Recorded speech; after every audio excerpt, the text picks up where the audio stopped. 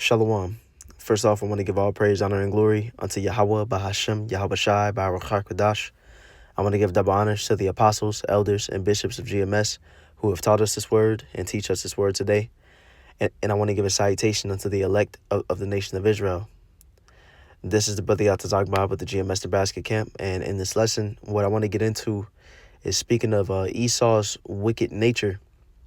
One aspect of his wicked nature, one aspect of what drives him to do the evil that he does in the earth and has done in the earth in this time, which is his hatred for the nation of Israel.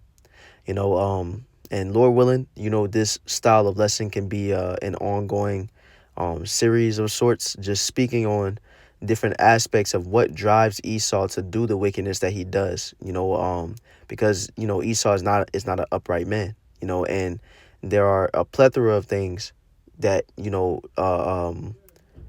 drives Esau to commit the evils that he does, such as his pride, his greed, as for other examples. But in this lesson, we're going to go into his deep-seated hatred for the nation of Israel and how he has acted it out and how it's caused him to be evil. So we got to go back to Genesis chapter 25 and verse 23, because this is the origin of let's go back to Genesis 25 and we'll start at verse 21. It says, "And Isaac entreated the Lord for his wife, because she was barren. And the Lord was entreated of him, and Rebekah his wife conceived. And the children struggled together within her, and she said, If it be so, why am I thus? And she went to inquire of the Lord. And the Lord said unto her, Two nations are in thy womb." So right here was being established. You have twins in Rebekah's womb. And since the womb, these twins were struggling, inside the womb. They were fighting against each other. There was an enmity between the two before they were even born. And so it says she was asking, like, why is there, why is this happening? And it says, "And the Lord said unto her, Two nations are in thy womb, and two manner of people shall be separated from thy bowels." Right? So two nations are in thy womb. Even though we understand that Jacob and Esau were born from Rebekah, but even though Esau is the brother of Jacob, two nations will come out of these two children. You have Jacob, who would be the progenitor of the 12 tribes of Israel, today the so-called blacks, Hispanics, and Native Americans. And then you have Esau, who is the so-called white man today. And so there was let's read on. It says, "And two manner of people shall be separated from thy bowels, and the one people, Salakia, and the one people shall be stronger than the other people, and the elder shall serve the younger." And so, it's being prophesied here that the elder shall serve the younger. And who came out first? Esau. Esau would eventually serve Jacob, and that will be, fulfilled for eternity once our kingdom comes. We saw a glimpse of it when King Solomon reigned, but it will be fulfilled in its fullness once the kingdom of Israel is established, coming soon.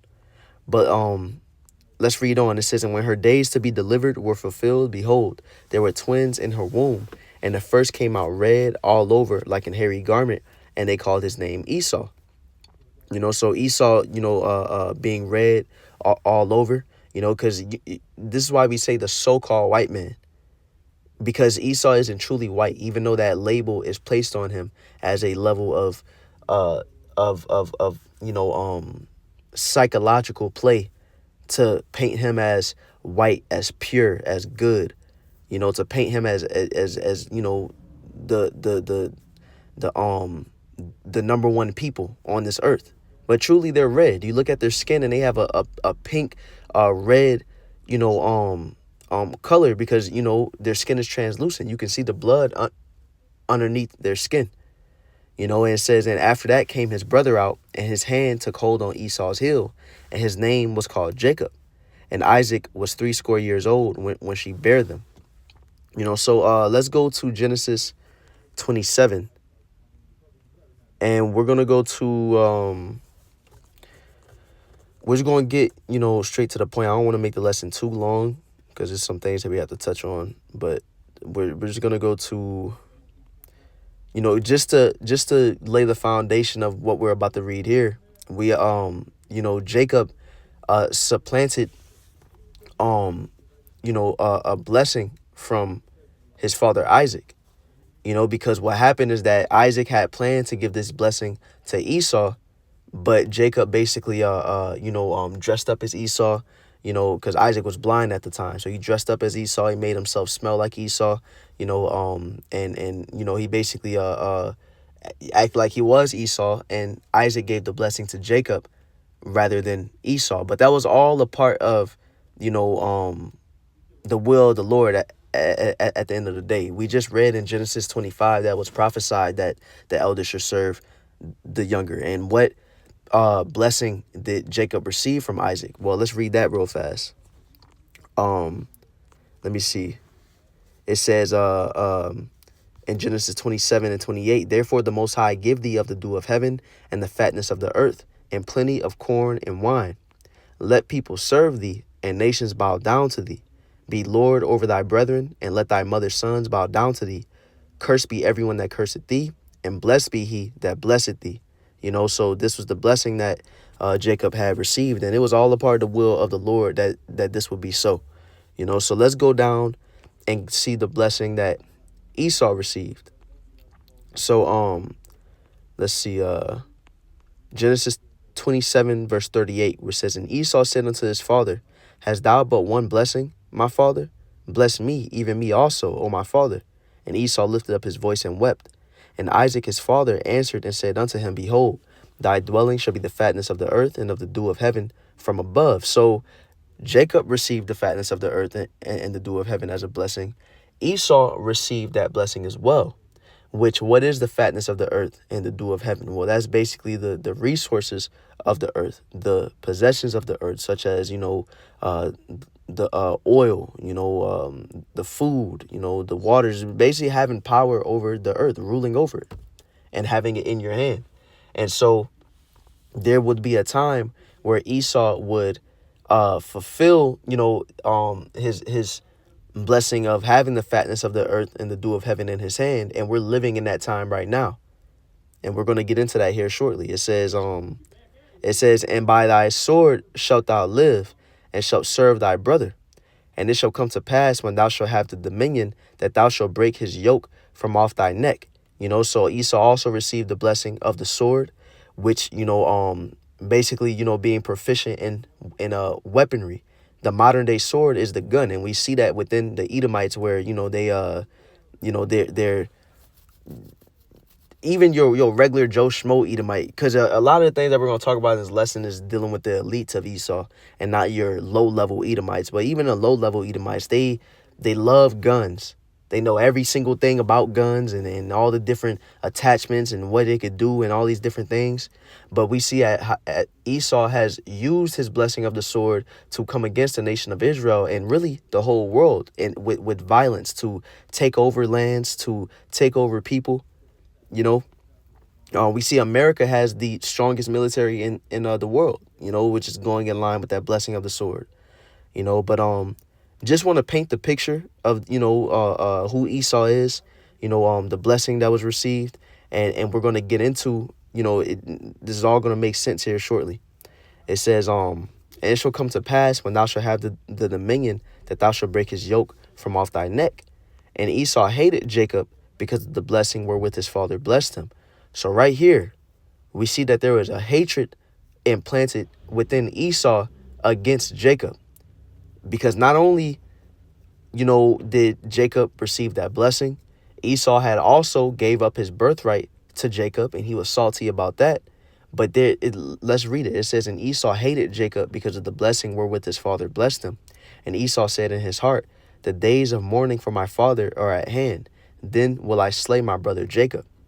And so right here, there was an hatred implanted within the Edomites that was put in their DNA that would go down generations and generations of time, to where now we see to this very day that Edomites hate the Israelites.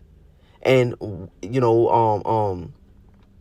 we see what Esau said. He said that when the time come that he would slay his brother Jacob. And so we've seen the violence that Esau has carried out against our people. Let's go to Obadiah chapter 1, verse 10, which says, for thy violence against thy brother Jacob, shame shall cover thee, and thou shalt be cut off forever. So what is this violence? Well, we look at how Esau has come against the so-called blacks, Hispanics, and Native Americans. We see what Esau has done within the transatlantic slave trade, within, the conquistadors and their conquest in Mexico against the Latino tribes. We see, when Esau came over here to the Americas, and you had the native tribes that were already here, but Esau slayed and displaced and committed genocide on our people. And all this had to do with Esau's hatred. Because at the end of the day, what we have to understand is that the state that we're in today, the captivity that our people have gone into, it was prophesied that would happen to us. It was deserved what happened to us because we went off from the Most High Yahweh, us, the nation of Israel. We didn't keep our covenant that we made with the Most High Yahweh. Therefore, curses came upon us. Thus said the covenant that would happen. And so, we were supposed to go into captivity. These things were supposed to happen to us. But as the scriptures say in Zechariah chapter 1, verse 15, I am very sore displeased with the heathen that are at ease, for I was but a little displeased, and they helped for the affliction. Esau has been used as a tool to carry out the different curses that, would happen to us, such as us going into captivity. But he went overboard. He did too much. He went above and beyond. Because not only did he put us into captivity, but if it was up to Esau, he would have murdered all of us. It was deeper than just slavery for Esau. And this was an opportunity for him to murder Jake in droves. We look at, let's read Numbers 35 and 33, which says, so ye shall not pollute the land wherein ye are, for blood it defileth the land. And the land cannot be cleansed of the blood that is shed therein, but by the blood of him that shed it. And that's the thing. Esau's wicked nature and like I said, Lord willing, we can keep revisiting this topic and look at different aspects of Esau's wickedness and the evil man that he is. And when we look at all these different traits, his wickedness is going to come back to bite him.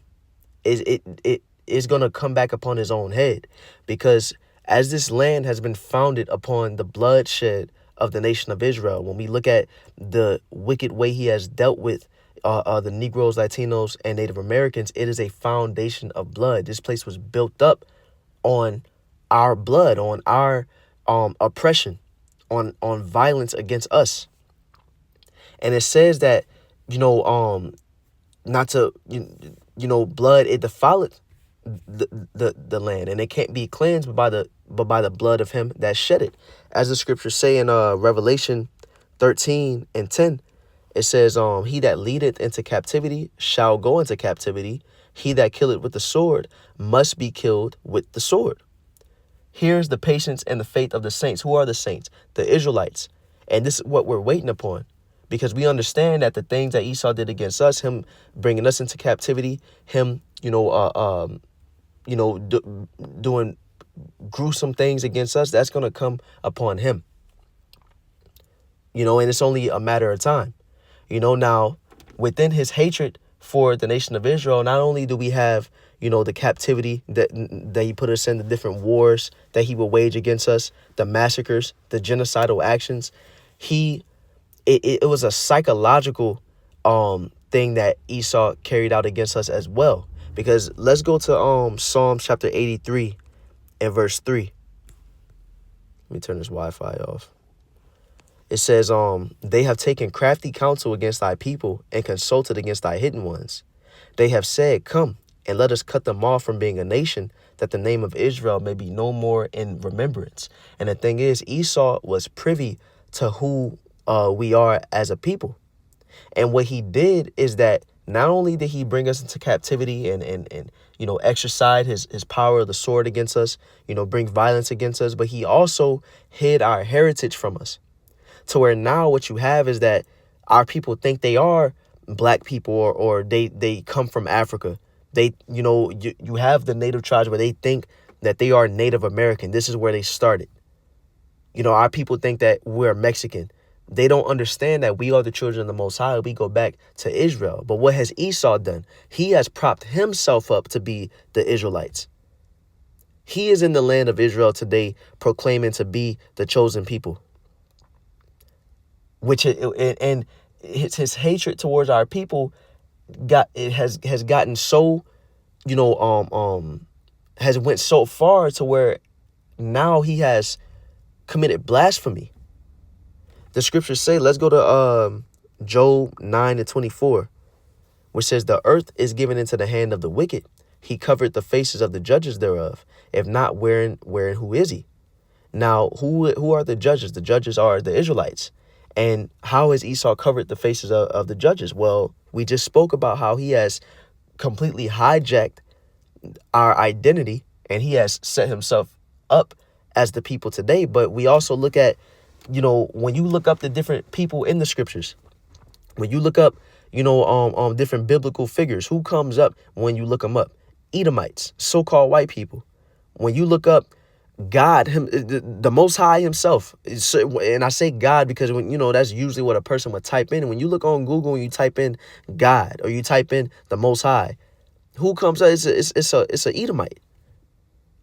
Our Lord Yahweh Shai has been painted over and called Jesus Christ, and that has been given unto the world. That the Lord, the only begotten Son of the Most High, is an Edomite. That's Esau covering the faces of the judges, and that has had a great psychological toll on our people. Esau has given our people this false religion that has kept us in a in a mind of being underneath Esau's subjection, in a mind of not rising up or being, or understanding the truth of who we are. And now in this time, as Esau has the possessions and ownership over all these different businesses and all these different corporations, not only has he hidden the knowledge of who we are and has fed us this black culture, this Mexican culture, this native culture. He has put us in the hoods and what's it called, in these reservations, in the lowest of the low areas. He puts he put this bullshit food in our markets that we have to go eat at. And what does he do? He gives our people these wicked people to look up to, these different celebrities and rappers. Esau, props them up so that our people, they don't have a righteous image to look up to. That's why you have this culture of YNs. Why? Because what Esau has allowed to be glorified is that gang culture, is that YN culture. We look at the little girls of our nation, and what do they have to look up to? Cardi B and Sexy Red. Esau has allowed these things to be so. There's a reason why these people are propped up and put in the forefront, so that Esau can keep us in this low-level mindset. It's deeper than just, all the physical violence he has brought against us, and that's a great evil. But it's the psychological warfare, torture, and oppression that he has put against us to this day. We're still in slavery. It's just a institutional and psychological slavery now. Esau doesn't have to beat us and shackle us up no more. He's played the system to where we're still slaves underneath him. We look at the different forms of oppression that Esau played against our people back in the times of slavery, that we still feel the brunt effects of today, where Esau has separated the households of the Jake male and the Jake the Jake man and the Jake woman,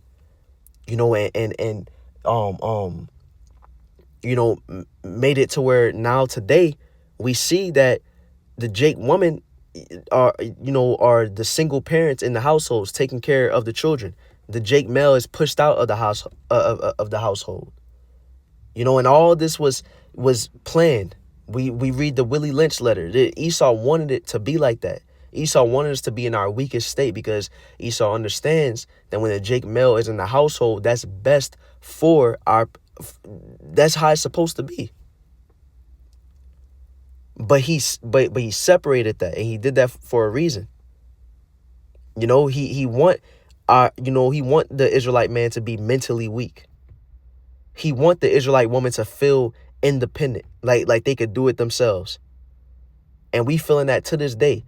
Esau wanted to where the Israelite woman feel like, she has to go to Esau for help. All she can depend on is government assistance. All she can depend on is what Esau can give him, but not what the Israelite man could give him. In its entirety, Esau doesn't want us to turn to Yahweh Bahashem Yahweh Shai. He wants us to continue to dwell in his society and just go to Esau for everything. But call all Yahweh Bahashem Yahweh Shai that the Holy Spirit has been sprung up in this time, and that the Lord has is dealing with the elect of the nation of Israel. That we are turning away from all the different mindsets and the forms of oppression that Esau has laid upon us, and we're still fighting against it. That snare of Christianity and all these different things. We still have to make sure that we're keeping this truth in the forefront of our mind, because that was a deep rooted evil that was planted in our minds that Esau did. But let's go to Salaki. I know I'm speaking a lot. But let's go to Ezekiel chapter 35 and verse 5. It says, because thou hast had a perpetual hatred and hast shed the blood of the children of Israel by the force of the sword in the time of their calamity, and the time that their iniquity had an end. And what's that perpetual hatred? That's a forever lasting hatred. That's an eternal hatred. It says, therefore, as I live, said the Lord Yahweh, I will prepare thee unto blood, and blood shall pursue thee. Since thou hast not hated blood, even blood shall pursue thee. Esau had no mercy. He did the furthest extent of the evil that he could do against our people. He touched the apple of the Lord's eye. So as the Lord has used Esau to be a tool to bring captivity against our people, Esau did the furthest extent of physical, psychological, torture and oppression that he could do against our people, and it's gone into wickedness. In his hiding of who we are, it has gone into blasphemy, that he has propped himself up to be the true people, and this is going to come back upon his own head, and we're waiting for things to be flipped around. As the scriptures say in 2 Ezra 6 and 9, for Esau is the end of the world, and Jacob is the beginning of it that followeth. Because 2 Ezra chapter 4 says what? If the evil that is sown pass on away, then the good, then cannot the good come thereafter, roughly paraphrasing. And so Esau being the end of the world, he is the wicked that is sown in this earth. And he is going to be rooted up, and Jacob is going to be the rulers over this earth. Jacob, the nation of Israel, our kingdom, is going to be the good that comes hereafter, after the evil that is in this earth is uprooted. But Salaki, I know I was kind of all over the place in this lesson, but I just wanted to get into briefly just some of Esau's wicked nature and the things that he does today, such as him, the Amalekites propping themselves up as the people they are, the different, wicked vibrations and agendas that Esau pushes. It is in an effort to continuously oppress and keep the nation of Israel low. And this is just one aspect of Esau's wicked nature and what drives him to do the things that he does. And Lord willing, this topic can be revisited, and we can go into some more aspects of Esau's wickedness and what drives him to be the man that he is. But Lord willing, this lesson was edifying. Once again, I want to give all praise, honor, and glory unto Yahweh, Bahashem, Yahweh Shai, Baruch Kodash. I want to give double honors to the apostles, elders, and bishops of GMS, and a salutation unto the elect.